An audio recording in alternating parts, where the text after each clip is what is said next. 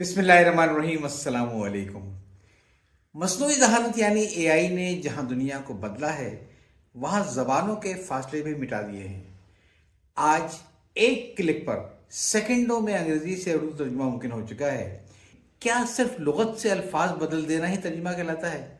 یقیناً نہیں۔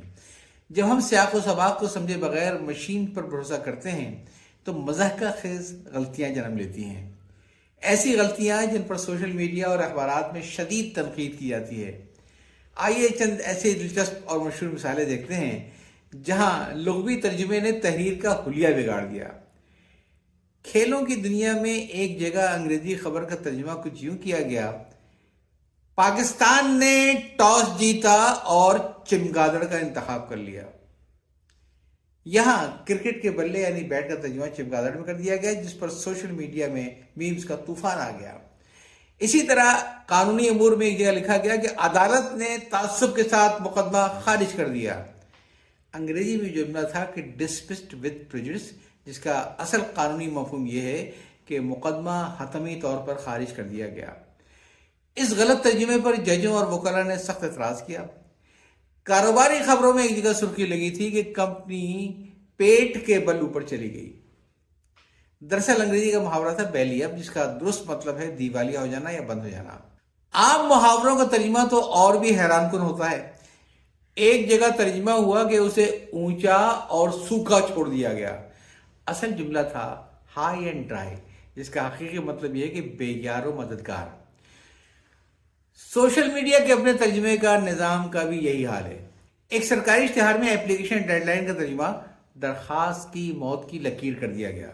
اس پر کالم نگاروں نے اردو زبان کے گرتے ہوئے معیار پر گہرے غصے کا اظہار کیا۔ اسی طرح جب کوئی اداسی میں کہتا ہے کہ آئی ایم فیلنگ بلو، تو اے آئی اسے نیلا محسوس کر رہا ہوتا ہے۔ کسی کو شائستگی سے منع کرنے کے لیے لکھے ہوئے الفاظ نو تھینک یو کا ترجمہ کوئی شکریہ نہیں کر دیا گیا۔ یہ ترجمہ شائستگی کے بجائے انتہائی بدتمیزی اور اکھڑ پن کا تاثر دیتا ہے۔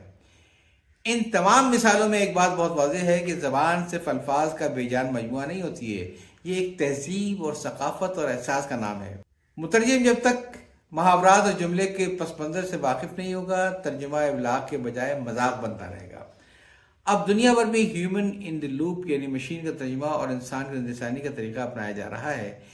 اے آئی سے کام ضرور لیجیے، لیکن الفاظ کو انسانی لمس اور روح ایک انسان ہی دے سکتا ہے جو قاری کے دل میں اتر جائے۔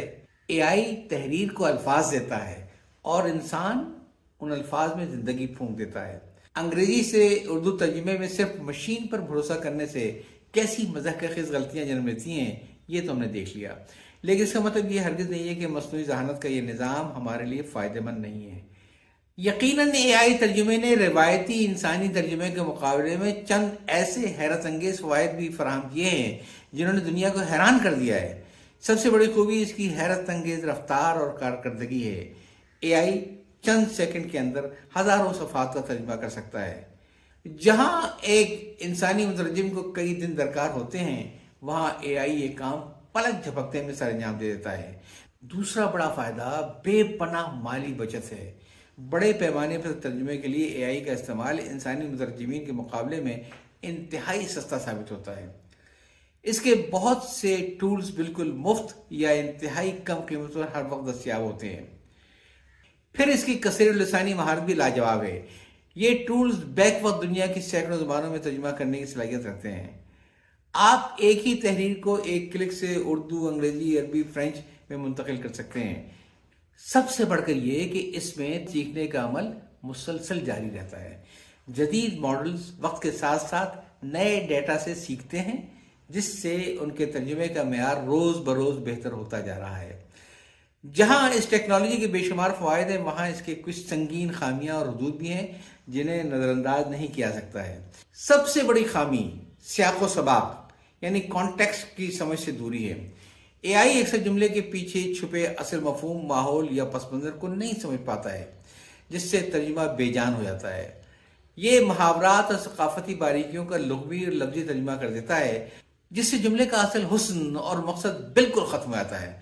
مثال کے طور پر اگر آسمان سے گرا کھجور میں اٹکا کا لفظی ترجمہ کیا جائے تو وہ انگریزی میں انتہائی مضحکہ خیز لگے گا۔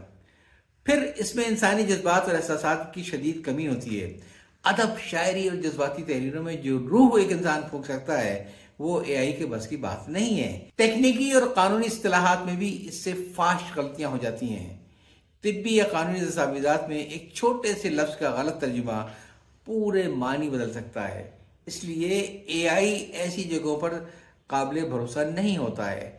ایک اور اہم مسئلہ اندرونی تعصب کا ہے۔ اے آئی انٹرنیٹ پر موجود ڈیٹا سے سیکھتا ہے۔ اگر اس ڈیٹا میں کوئی انسانی غلطی ہو تو اے آئی اسے بار بار دہراتا ہے۔ اب سوال یہ پیدا ہوتا ہے کہ اس طریقہ کار کو کیسے بہتر بنایا جائے؟ اے آئی سے بہترین ترجمہ کیسے حاصل کیا جائے؟ اس کے لیے ہمیں ایک منظم طریقہ کار اپنانے کی ضرورت ہے، جس میں پہلا مرحلہ تیاری کا ہے۔ ترجمہ شروع کرنے سے پہلے اصل متن ہمیشہ واضح اور سادہ بنائیے۔ طویل اور پیچیدہ جملوں کے بجائے چھوٹے جملے استعمال کیجیے اور مبہم الفاظ سے ہرگز کام نہ لیجیے۔ دوسرا مرحلہ درست پرومپٹ انجینئرنگ کا ہے۔ جدید اے آئی ماڈلز میں ترجمہ کرواتے وقت صرف ترجمہ کرو لکھنے کے بجائے تفصیلی ہدایات دیں۔ اسے بتائیں کہ تحریر کا انداز کیسا ہونا چاہیے، آیا وہ دوستانہ ہو یا پیشہ ورانہ ہو یا ادبی ہو۔ اس کے ساتھ ہی اپنے مخاطب کا تعین بھی کر دیں کہ یہ تحریر عام عوام کے لیے ہے یا کسی خاص شعبے کے لیے ہے۔ تیسرا اور سب سے اہم طریقہ کار ہائبرڈ ماڈل ہے، جسے مشین کا ترجمہ اور انسان کی نظر ثانی کہا جاتا ہے۔ اس کا پہلا قدم یہ ہے کہ بڑے متن کا بنیادی ترجمہ اے آئی سے کروائیں تاکہ آپ کا وقت اور محنت بچ جائے۔ پھر دوسرے قدم کے طور پر ایک ماہر زبان اس ترجمے کو غور سے پڑھے، اس میں روانی پیدا کرے اور ثقافتی رنگ شامل کرے۔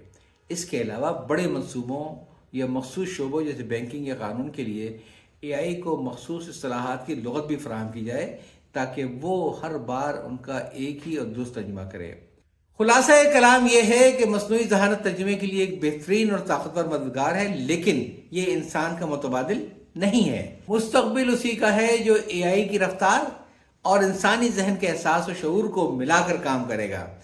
اے آئی ہمیں رفتار دیتا ہے اور انسانی لمس اس میں زندگی پھونک دیتا ہے۔ یا چاہتا ہوں۔ اللہ حافظ۔